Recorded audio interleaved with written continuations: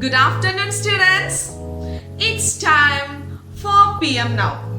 And it's tea time. Usually we take snacks with tea. Is it? Usually we take circular shape. Is it?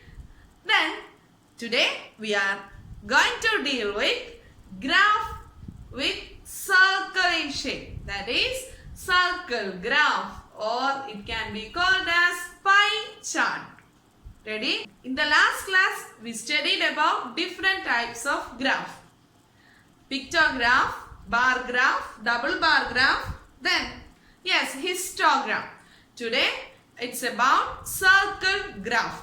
We can represent data or information in the form of circle. Is it? And it is called pie chart also.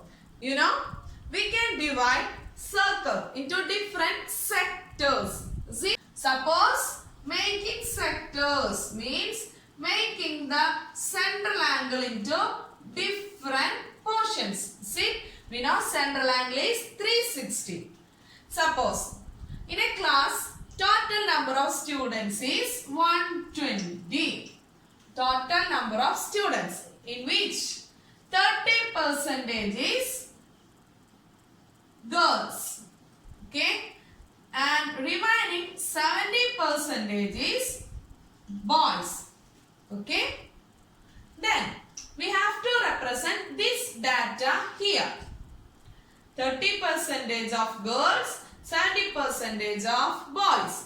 So first of all we have to find out what is the actual amount of boys and actual amount of girls. So we know 30 by 100 into 120. It is the number of girls.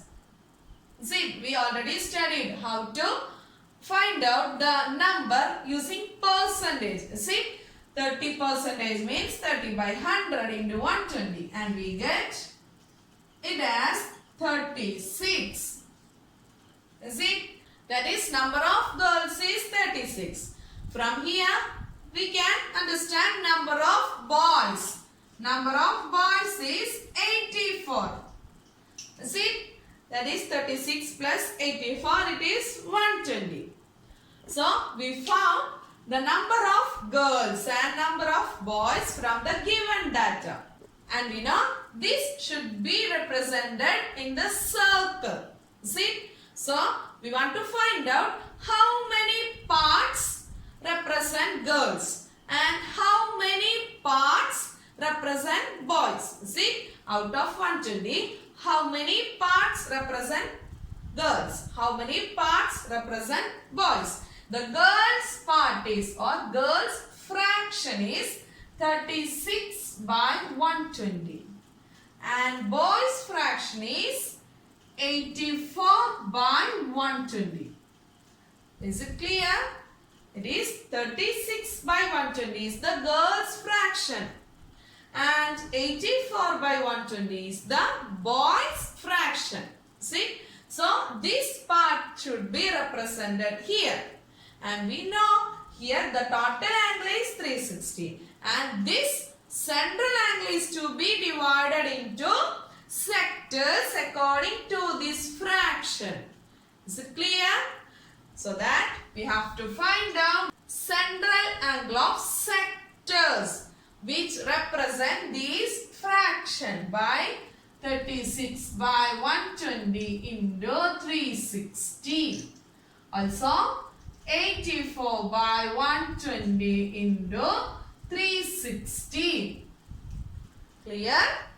We know 120 goes 3 times in 360.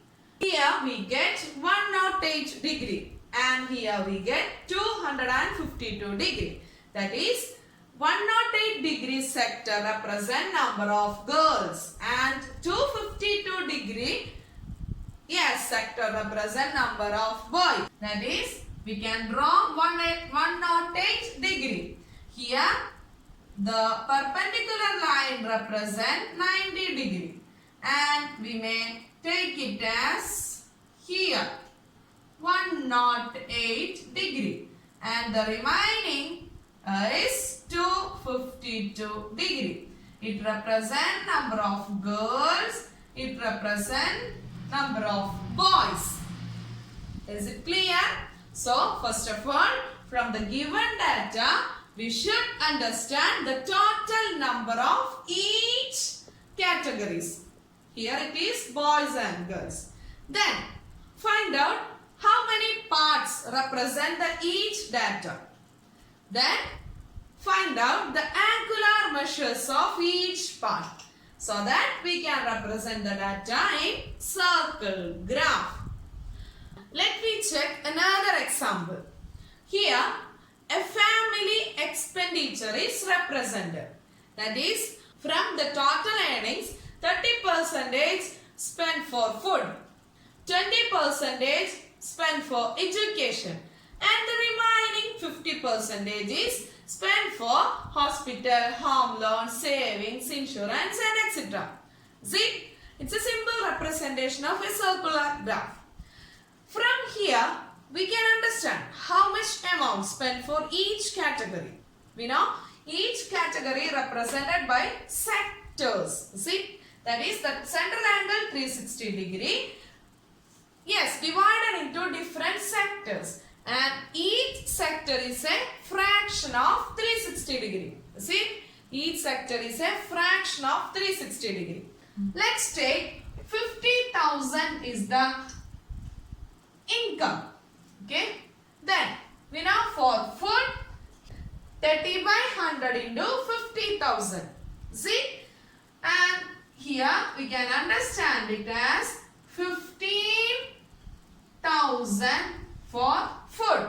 See, 15,000 for food. And we have to find out the part of food in total income. That is how many part represented by this 30%. We know 50,000 divided by 50,000 is the part represented by food expenditure. See, that is, we know 15 and 50 are multiples of 5. So here 3 by 10. 3 by 10 of 360 is here. 3 by 10 of 360. That we get 108 degree represent a sector.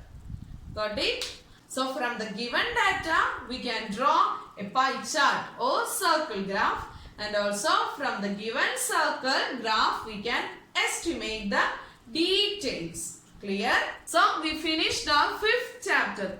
It's quite simple one and very easy to find out the graphs or interpret the graphs. So try to solve more problems and we will see in the next class with another topic. Thank you.